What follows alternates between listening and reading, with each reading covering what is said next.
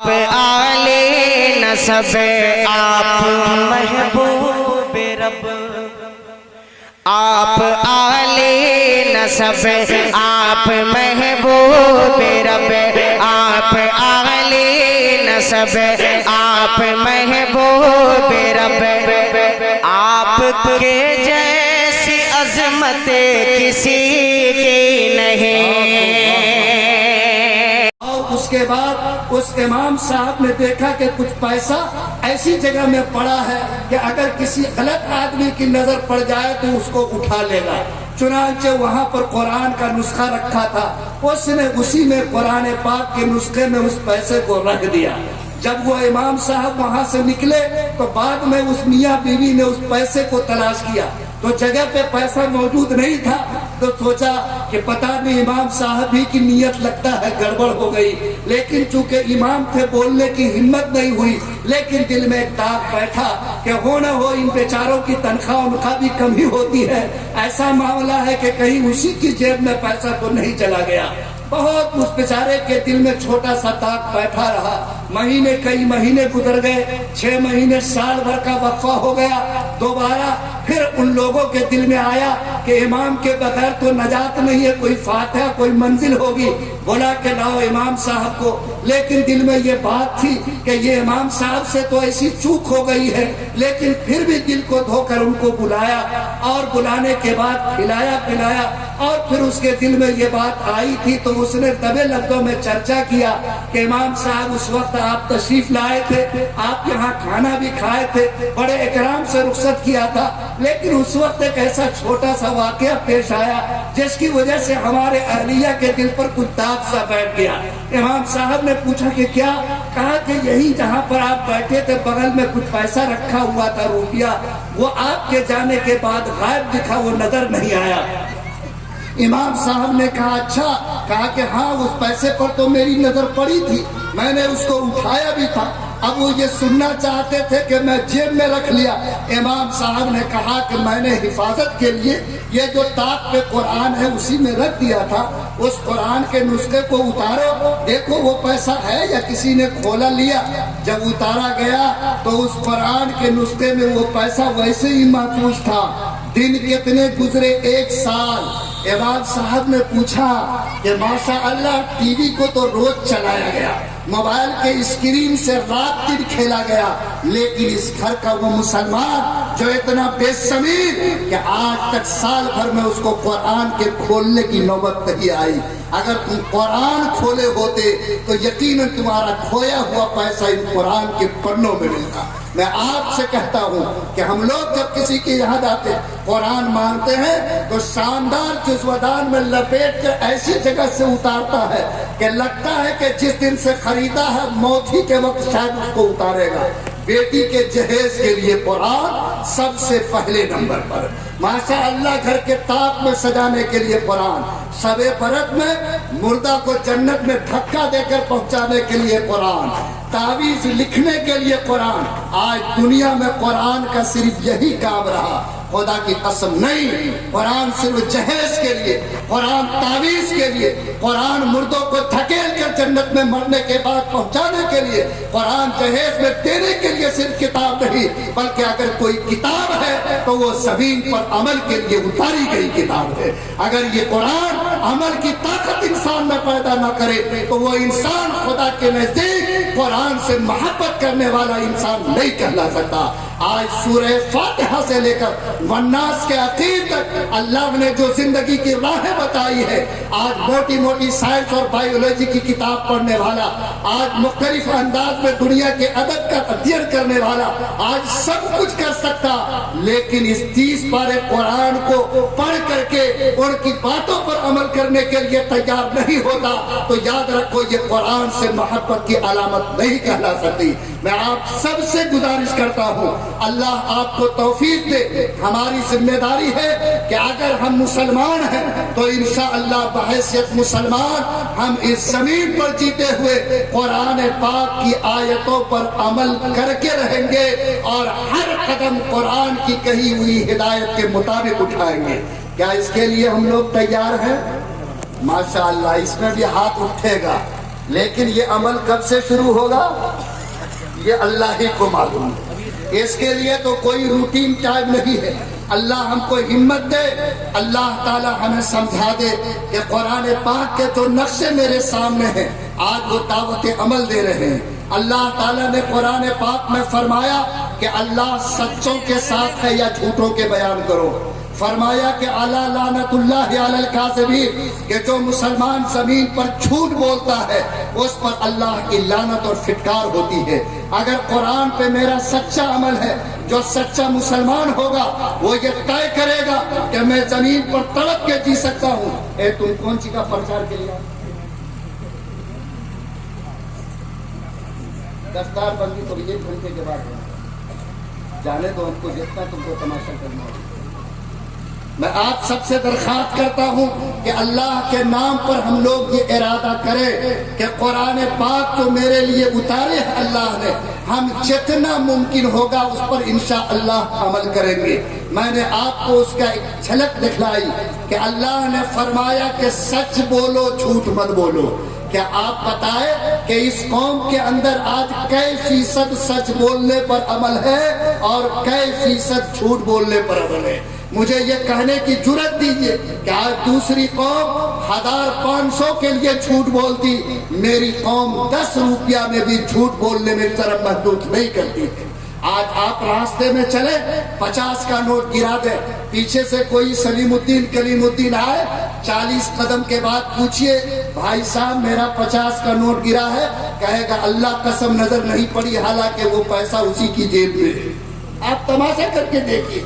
آج بتائیے کہ جس قوم کا ضمیر اتنا سڑ گیا ہو, جس کی زبان جھوٹ سے اتنی بدبودار ہو, اللہ فرماتے ہیں کہ جو جھوٹ بولتا ہے, جو زمین پر جھوٹ سے اپنی زبان کو آلودہ کرتا, اللہ فرماتے ہیں کہ اس پر خدا کی پھٹکار ہوتی ہے.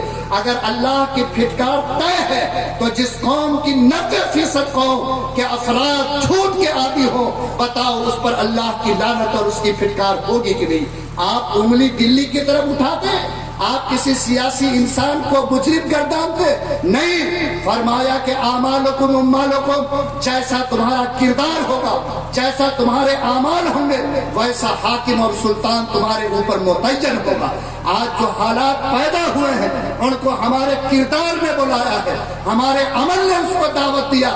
میں یقین کے ساتھ کہتا کہ جس قوم کے ہاتھ کی چھتری صحیح ہوگی, بارش کتنی ہی تیز ہو اس کے بدن کو کوئی نقصان نہیں پہنچا سکتی. آپ اگر مسلمان ہیں, قرآن پر عامل ہیں, تو آپ کی ذمہ داری ہے کہ آپ کے اندر یہ جذبہ پیدا ہو کہ مولا کریم مجھے سچ بولنے کی تاکید ہوئی ہے, جھوٹ کو لعنت قرار دیا گیا. رب کریم میں تیرے سامنے توبہ کرتا ہوں کہ میں چاہے زمین پہ تڑپ کے جیوں, چاہے میں بھوکا سوؤں, میں سب کچھ قبول کر سکتا, مولا کریم کبھی جھوٹ بول کر اپنی زبان کو ناپاک نہیں کر سکتا ہوں. اگر یہ جذبہ پیدا ہو تو میرا یقین ہے کہ آپ اللہ کی رحمت کے سائے میں رہیں گے. قرآن پاک میں کہا گیا کہ اگر کوئی مسلمان غیبت کرتا ہے تو وہ اپنے مرے ہوئے بھائی کا سڑا ہوا گوشت کھاتا ہے. آج ماحول جو بنا ہوا ہے, چاہے حاجی صاحب ہو کہ نمازی صاحب, جماعتی صاحب ہو کہ مولانا صاحب, آج مسجد کی چٹائی پر بیٹھ کر, گھر کے برآمدے کے سامنے بیٹھ کر, آج چائے خانے میں بیٹھ کر اگر اس کی زبان کھلتی ہے تو غیبت کے نام پر کھلتی ہے, کسی کے پیچھے میں بیٹھ کر اس کی برائی بولتی ہے.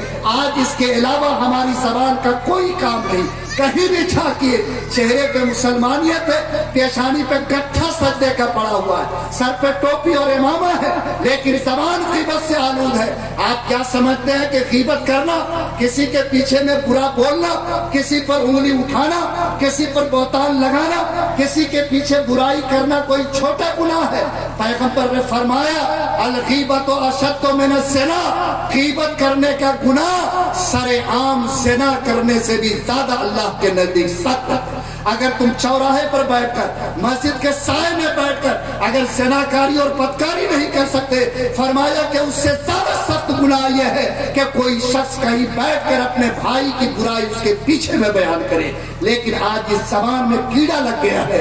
آج یہ زبان اگر کسی کی غیبت نہ کرے, اگر کسی کے پیچھے میں ایک دن برا نہ بولے, اس کے پیٹ کا بھات پچ نہیں سکتا, اس کے گلے کی ہڈی نیچے اتر نہیں سکتی, اس کو بے چینی محسوس ہوگی کہ آج میں نے شاید کسی کی غیبت نہیں کی ہے.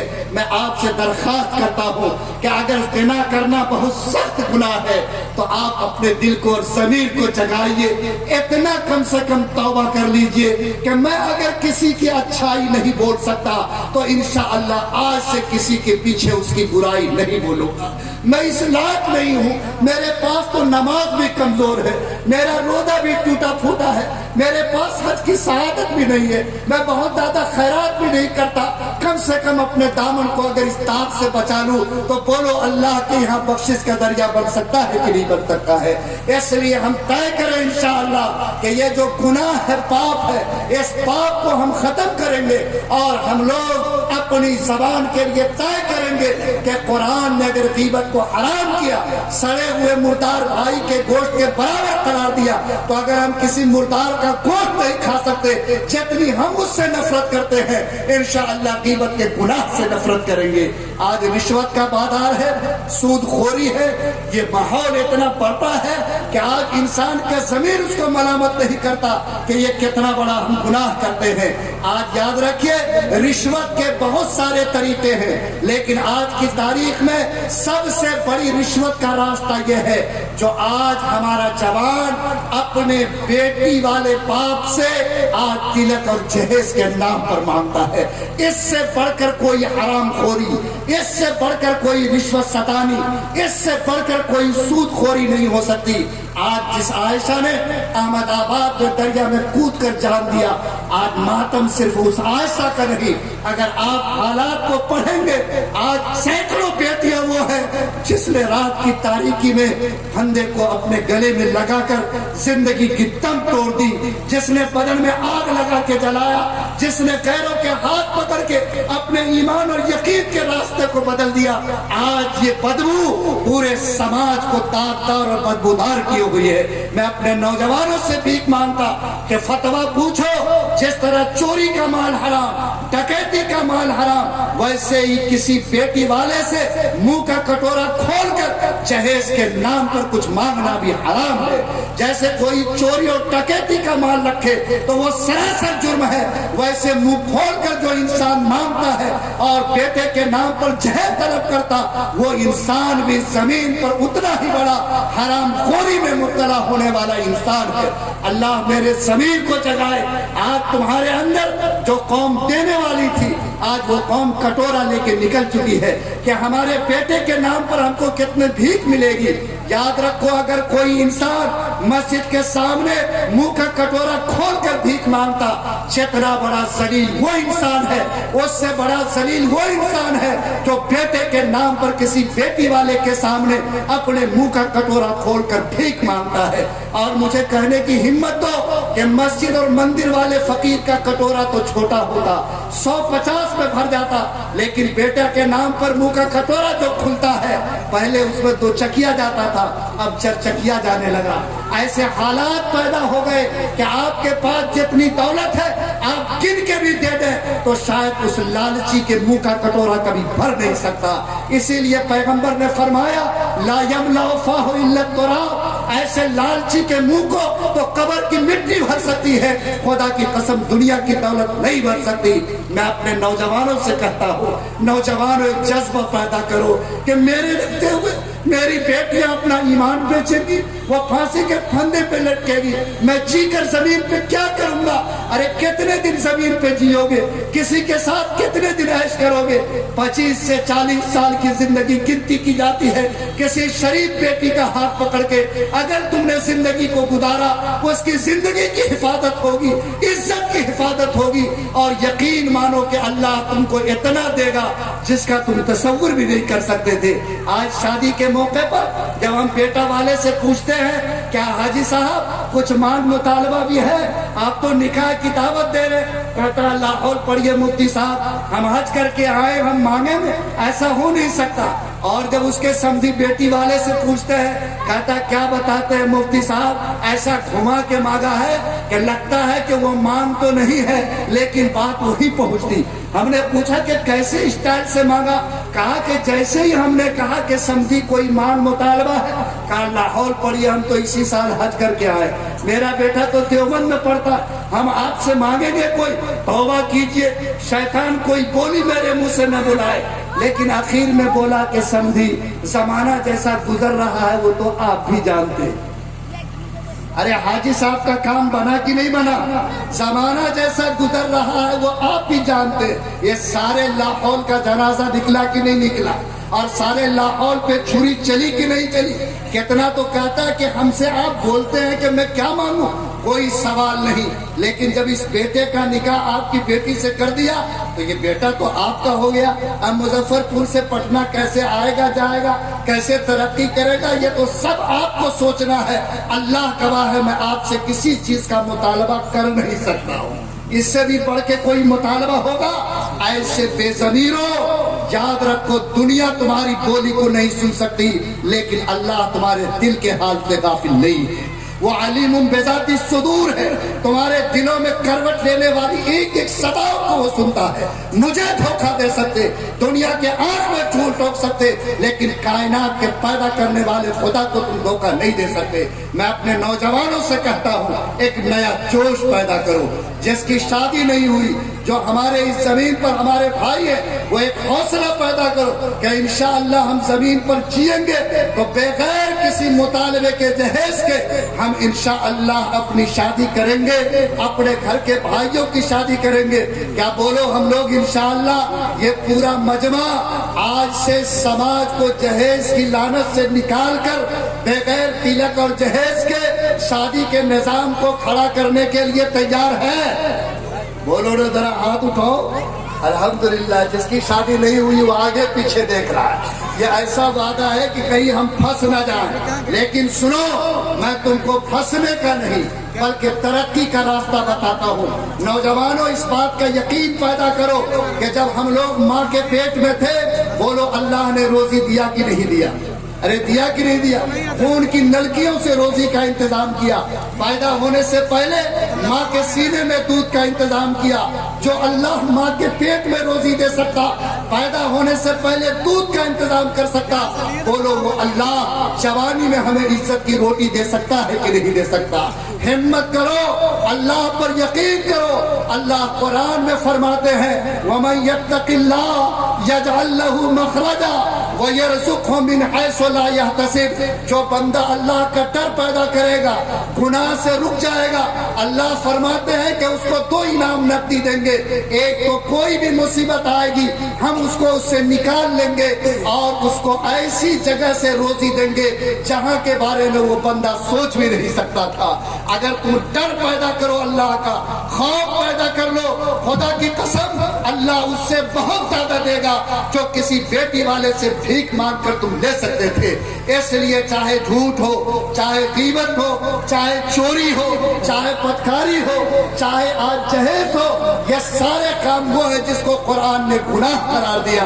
قرآن پہ عمل کا جذبہ رکھنے والوں، آج آپ نے ہاتھ اٹھا کر وعدہ کیا، آپ ارادہ پکا کرو کہ قرآن کے ایک ایک حرف پر انشاءاللہ ہمارا عمل ہوگا۔ جس چیز کو قرآن نے کرنے کو کہا میں اس کو کروں گا، جس سے قرآن نے روکا اس سے میں رکوں گا۔ آج مجھے جاتے جاتے یہ کہنے کی جرت ہو رہی ہے کہ آج ایک لعنت اس قوم اور سماج پر پوری دنیا انسانیت پہ آئی ہے، اور وہ موبائل اور نیٹ کے راستے سے آئی ہے۔ آج یہ موبائل اور نیٹ آگ ہے، آگ کو اگر صحیح استعمال ہوگا کھانا پک کے تیار ہوگا، غلط استعمال ہوگا گھر جل کے راکھ ہو جائے گا۔ آج اس نیٹ کی لعنت نے میرے نوجوانوں کی زندگی میں جو زہر کھولا ہے، آج جو زناکاری بدکاری کی راہیں کھلی ہے، آج جو سماج میں بیٹیوں کی عصمت دری ہو رہی، اگر اس کہانی کو ہم سنیں تو آج انسان کی آنکھ خون رونے پہ مجبور ہے۔ میں اپنے نوجوانوں سے درخواست کرتا، یہ آنکھ اللہ کی نعمت ہے، یہ کان کے پردے اللہ کی نعمت ہے، یہ زبان اللہ کی نعمت ہے۔ آپ طے کرو کہ جو لوگ آج اپنے کانوں کو گندے کانوں سے ناپاک کرتے، آج جو نیٹ پر گندی فلمیں دیکھتے، آج بلو فلموں سے اپنے آپ کو سینکتے، آج دوسروں کی بہو بیٹی سے گندی باتیں کر کے اپنی زبان کو ناپاک کرتے، مجھے ہمت دیجیے کہنے کی کہ آج 90% زناکاری اور بدکاری صرف موبائل اور نیٹ کی وجہ سے ہو رہی ہے، اور اس فتنے نے اس سماج کو اس جگہ پہنچا دیا کہ باپ گھر سے نکلتا اور اس کی بیٹی کے ساتھ گھر میں بدکاری سے اس موبائل اور نیٹ کی وجہ سے ہوتی، آج شوہر گھر سے نکلتا اور اس کی بیوی کے ساتھ بدکاری ہوتی۔ لوگوں، یہ بہت بڑا عذاب ہے، اس عذاب سے اگر آپ نہیں نکلے، اس گناہ کے سائے کو اپنے سروں سے دور نہیں کیا، تو شاید رحمت برسارتی کے وہ قطرات جو ہمیں اپنے گود میں لینا چاہتے، شاید ہم اس کے مستحق نہیں ہو سکتے۔ میں اپنے نوجوانوں سے کہتا ہوں، آج دنیا IPS BPS بن رہی ہے، آج کوئی APJ کلام کے دسکے کو چھونا چاہتا، آج کوئی قوم کے لوگ کہاں کہاں پہنچنا چاہتے۔ آپ کی گنتی تو محدود ہے۔ آپ اگر اپنے آپ کو نہیں سنبھالا، آپ نے اپنے کو پڑھنے کے راستے پہ نہیں لگایا، آپ نے اچھے بزنس سے اپنے کو نہیں جوڑا، آپ نے ترقی کی راہ تلاش نہیں کی، اور جوانی کی طاقت کو آج نیٹ کے خرافات میں اگر برباد کیا، اگر اپنے دماغ کے توازن کو گندگیوں پہ آپ نے لگایا، یقین مانو کہ زمین پر کبھی مجھ کو عزت کی بھیک نہیں مل سکتی۔ اس لیے میں آپ سے بھیک مانگتا ہوں، کاش میرا ہاتھ آپ کے سینے پہ پہنچتا۔ میں آپ سے گزارش کرتا ہوں کہ طے کرو کہ انشاءاللہ جس کان میں پہلے اللہ اکبر کی آواز گئی، میں اس کان کی گندی چیزوں سے حفاظت کروں گا۔ میں جس زبان پر اللہ کا نام لیتا، نبی پاک پہ درود پڑھتا، کلمہ کا ورد کرتا، میں اس زبان کو خرافات سے بچاؤں گا۔ یہ آنکھ اللہ کی نعمت ہے، میں اس کی قدر کروں گا، میں اس کی توانائی گندی چیزوں پر صرف نہیں کروں گا۔ میں بھی جھارکھنڈ کے دورے پہ تھا، ایک بیچارے حافظ جی بڑے مدرسے کے محتمم ہے، اللہ نے دولت بھی بہت نوازا، لیکن آنکھ میں روشنی نہیں ہے۔ وہ تنہائی میں میرے پاس آئے، میرا ہاتھ پکڑ کے دبایا، کہا کہ مفتی صاحب ایک تڑپ ایسی دل میں ہے جس کا اظہار آپ سے کرنا چاہتا۔ میں نے کہا کہ کیا؟ کہا کہ اللہ نے مجھے کوئی نعمت ایسی رہی جس سے نہیں نوازا ہو، بڑی ساری نعمتیں اللہ نے دی ہے، لیکن آنکھ کی روشنی میری چھین لی گئی۔ اگر کوئی موقع ملے تو میں اللہ سے یہ کہوں کہ مولا ساری نعمت مجھ سے تو چھین لے اور 1 گھنٹے کے لیے میری آنکھ میں روشنی کو واپس کر دے، تو میں اپنی ساری نعمتوں کو اس کے چوکھٹ پر قربان کرنے کو تیار ہوں۔ اندازہ کرو کہ اس آنکھ کی روشنی کی کیا قیمت ہے۔ مت برباد کرو اس کو، مت ضائع ہونے دو اس کو۔ بس میرے بھائیو، یہ پورا مجمع بڑا قیمتی مجمع ہے۔ میں نے آپ سے کہا کہ قرآن کے نام پر یہ اجتماع ہوا ہے، قرآن کے نام پر اس اجلاس کا انعقاد ہوا، قرآن کے 3 حقوق ہم پر ہیں، انشاءاللہ اس کی ہم حفاظت کریں گے۔ ہم سارے مسلمان، چاہے بچہ ہو یا بوڑھا یا جوان، ایسی تدبیر اختیار کریں گے کہ ہر فرد قرآن پاک کی تلاوت کرنے والا ہوگا۔ ہم قرآن پاک کا دوسرا حق کہ قرآن کے معنی بھی ہمارے دماغوں کو پہنچ جائے، اس کے لیے چاہے خود قرآن کا ترجمہ پڑھنا ہو یا مسجد میں درس کے حلقے لگانے ہو، ہم قرآن کے سننے، قرآن کے سمجھنے کا اہتمام کریں گے۔ اور آخری پیغام یہ کہ قرآن عمل کی کتاب ہے۔ ہم رب کریم سے اس بات کا عہد کرتے ہیں کہ جو قرآن نے کرنے کو کہا کہ مولا اس کو کریں گے، جس سے قرآن نے منع کیا اس سے ہم رکیں گے۔ یہ قرآن کے 3 حقوق اگر آج ہم ادا کرنے والے بن جائیں، میرا یقین ہے، میرے پیغمبر کا وعدہ ہے، قرآن کا اعلان ہے، نہ دنیا ہمیں نیچا کر سکتی ہے، نہ قرآن کے ایک نقطے پر کوئی حرف آ سکتا، اور نہ دنیا میں کوئی عزت کا تاج مجھ سے چھین سکتا ہے۔ میں امید رکھتا ہوں کہ ہم لوگ جاتے جاتے ایک مرتبہ پھر یہ وعدہ کر لیں کہ ہم قرآن پڑھیں گے، قرآن سمجھیں گے اور انشاءاللہ قرآن پر عمل کریں گے۔ ذرا دونوں ہاتھ اٹھا دیجیے. اللہ ہم تمام بھائیوں کے جذبہ ایمانی کو قبول فرمائے. اللہ زندہ رکھے تو قرآن کی محبت کے ساتھ رکھے, موت آئے تو قرآن کی محبت کے ساتھ موت آئے. ربنا تقبل منا انک انت السمیع.